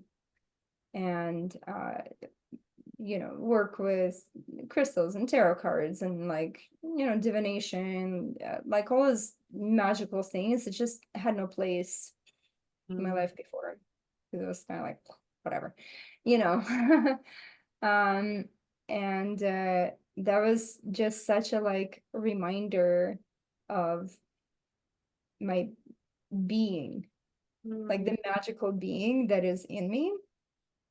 um it was the first time really that I got to meet her. And once I met her, there was no going back. Ah. I couldn't be in a relationship where that part of me is seen, valued, um, appreciated, celebrated, and allowed to be. There was no going back to that. Mm. That's beautiful. So it's like that person, that catalyst, like showed you like the mirror of the magical parts of you. And Yep. then you're like, that's it. Yeah, yeah. And as catalysts always often do. Well, get my background in chemistry, we use catalysts and reactions. They catalyze the reaction, but they don't actually, they're not actually involved in the reaction that happens. They catalyze it and then they kind of step out.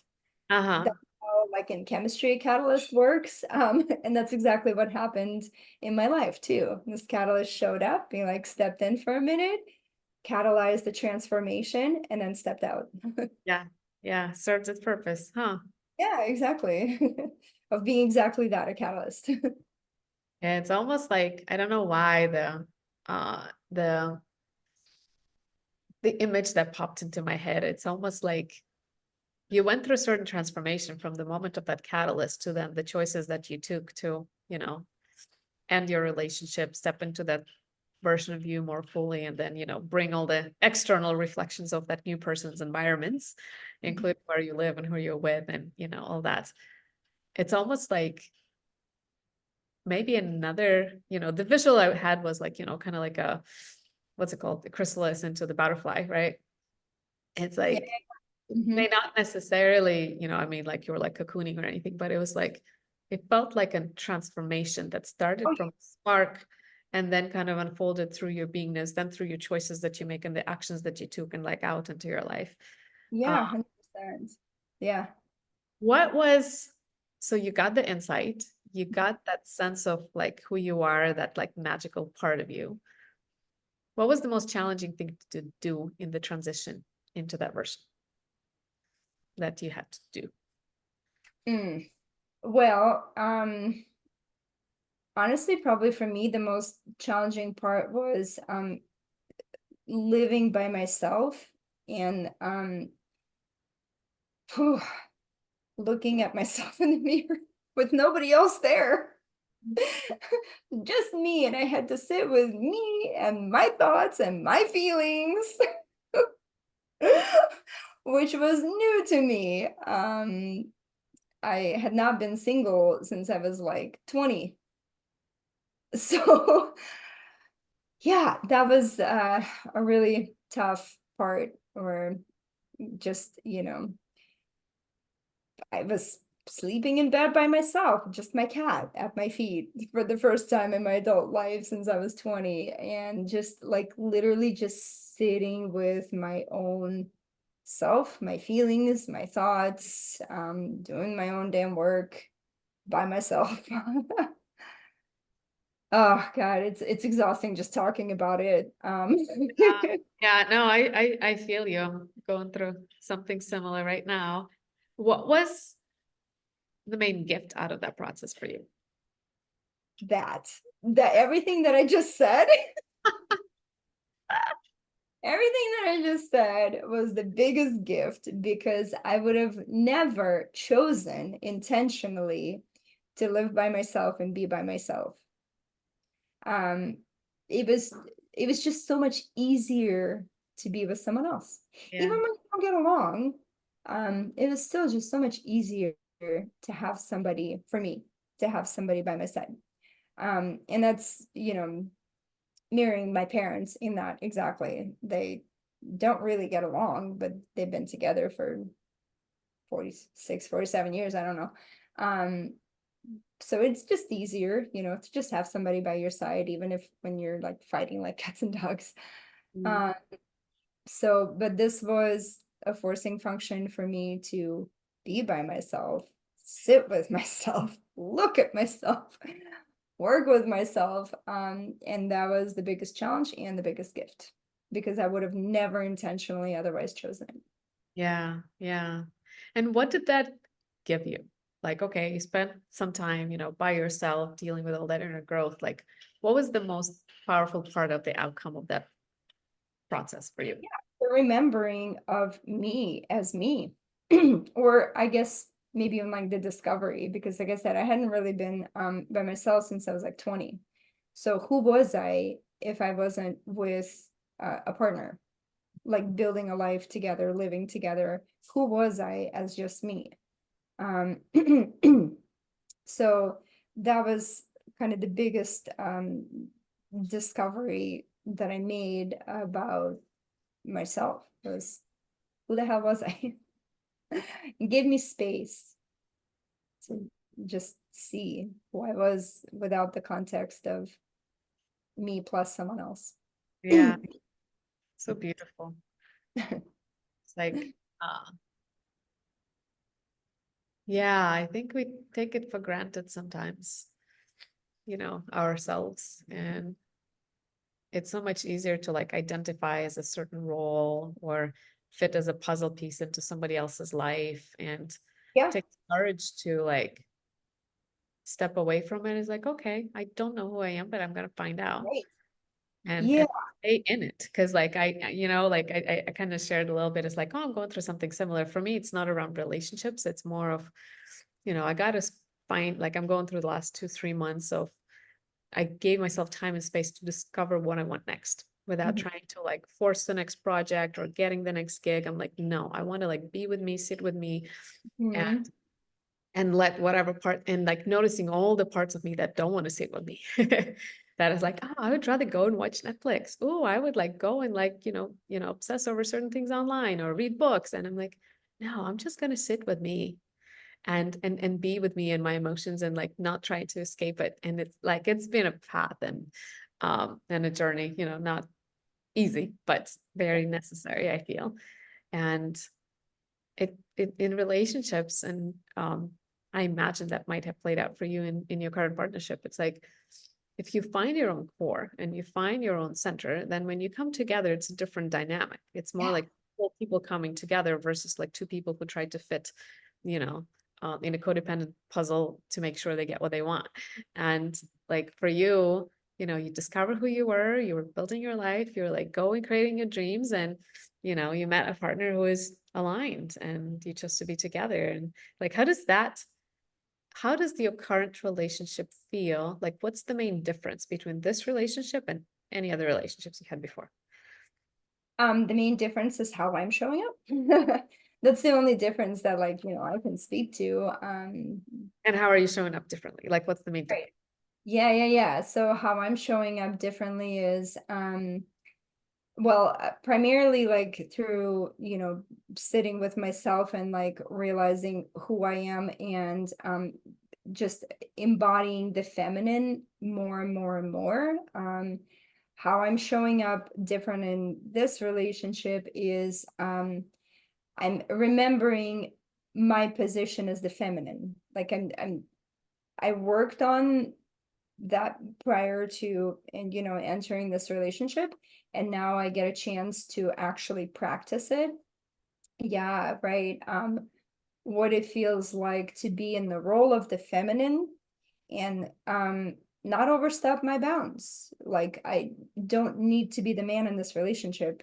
That's why I chose a man to be in a relationship with, so that I don't have to be the man and I can just be the feminine.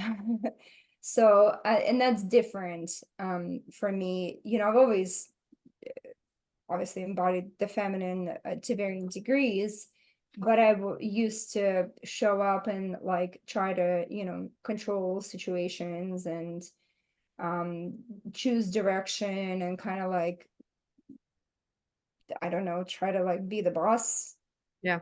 relationship. And it's not that I'm perfect now, like those things still sneak in once in a while. It's just that I have the ability to recognize it now and ask myself questions like why that's coming up for me or whatever, and see what I can shift in myself. And I'm not purposefully interested in showing up as like the one in control, the one setting our direction, or the one like deciding, um like really making very many decisions other than what applies to me. Obviously still make decisions on what's relevant to me as a person and the direction of my new business. That one is fully under my control because it's my creation. I'm birthing it. Yeah. So as I birth this business entity, I am setting the container, the direction, the parameters, and all those things for it. But in the container of my relationship with my male partner, I don't want to do that. So I'm consciously choosing to play the role of the feminine and complete the masculine, so we can be like a comprehensive unit that complement each other, instead of trying to like duke it out for who gets to lead or whatever. Like, I don't want to do that. So that's in my awareness, and that's in my being, and that's in my actions. Like I said, not perfect, still working on some of those things, and I know when I'm slipping into controlling or fearful or whatever. But that is a big difference.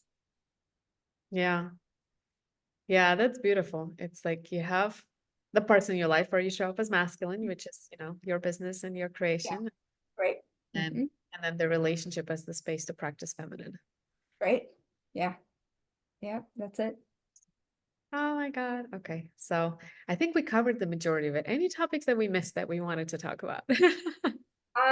Well, um, no, actually, I think we covered it all. You're right. Covered it all. It's like you have uh, dream creation in your life experiences for the places where you live, the relationships that you had, creating kids the way and how and way you want it, being married, getting divorced, Mhm. starting a business, building a business, moving to Hawaii, meeting a dream partner.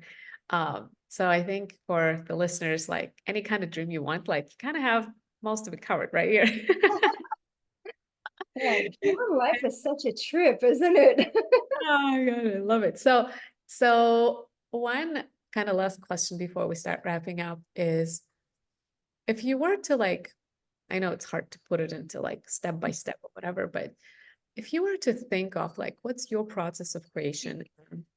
What were like the elements of what was important for you to create all of these experiences internally or externally? Like, what would you say are the main elements of that process for you?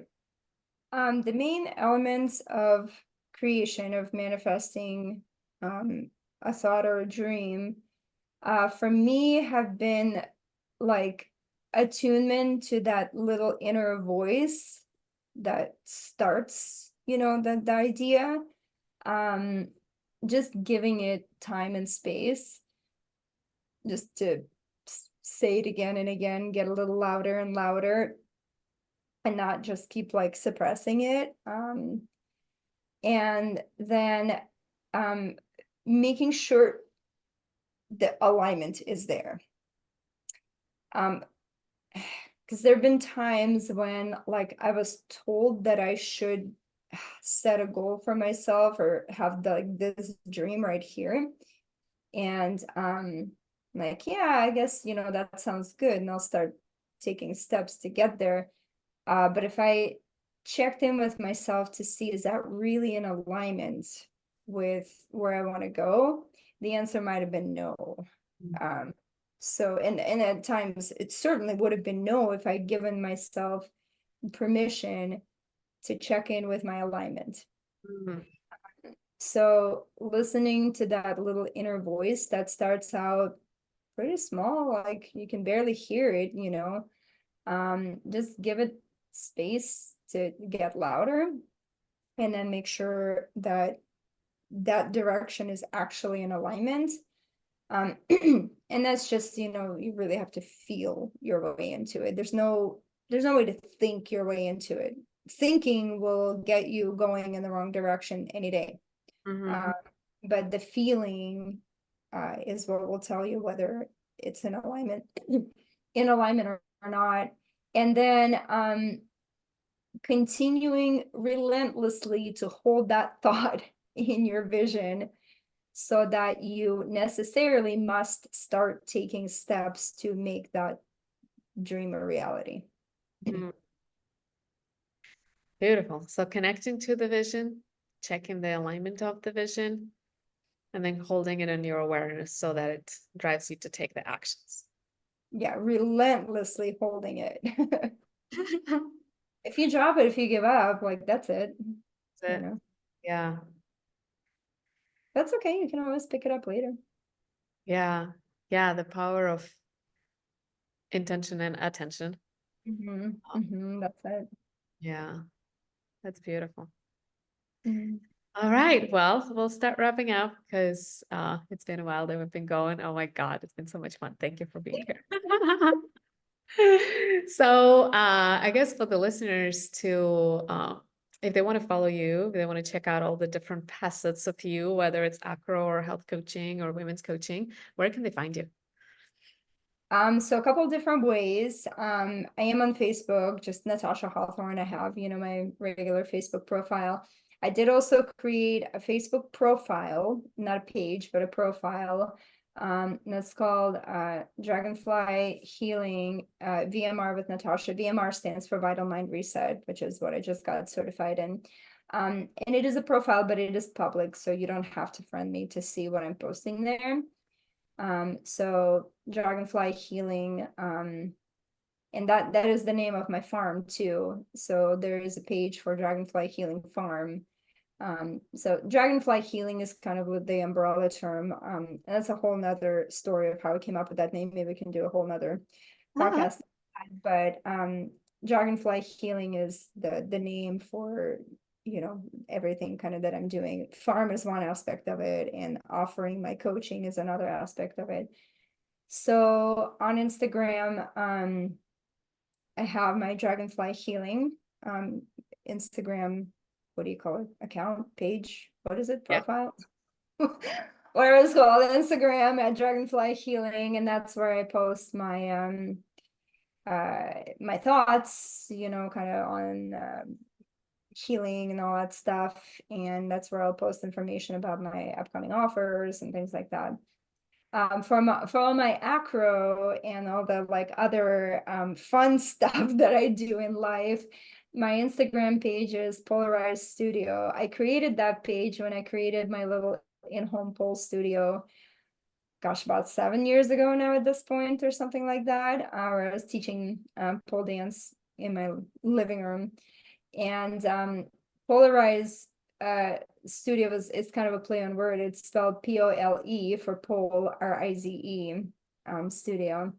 Oh, So yeah, that's where I post all my fun things that I do, like adventures and being upside down, being tossed around by people. Flipping around on the pole. it's Um, fine. Yeah, and we'll put all the links in the description below this video. So yeah, you can click on it and find it easily. yeah. Beautiful. Well, Natasha, Oh, any and last sorry, words? I mentioned one last thing. I am about to launch a website, and that's going to be dragonflyhealing.coach. Beautiful. Beautiful. More places. Yeah. So anything else that you'd like to leave our listeners with And while we're just want to thank you for inviting me here, and like holding space and creating this conversation. And yeah, it's been so fun catching up with you. Yes. Thank you for coming and I love this conversation for so many reasons. And my intention for this podcast is for the listeners to see all the different ways that people create their dreams and Mhm. all the internal and external things it takes to do that, so that A, they believe it's possible, so they can choose something for themselves. But they also could see that, nobody's perfect and we're not just like manifesting out of thin air on first try anything we want. We grow through the process of creation. That's the point of it. So um, like my intention is to inspire people to dream more and dare to create those dreams. Yes. So Perfect. hopefully Wow. this talk has inspired you to explore and maybe commit to some of the dreams you have in any of these areas. Um, and if you do have any thoughts or inspirations or ideas, please comment below this video. If you're listening on the podcast, message me on whatever. Oh, I guess I can mention mine. Yeah, my name is Galina Lipina. And you can find my YouTube channel. I have both, one in Russian, one in English. You can see it by the description of the channel. And Instagram, Facebook, LinkedIn, Telegram. You can find me anywhere. I'll put the links there as well. And yeah, what else? What else? I think that's it.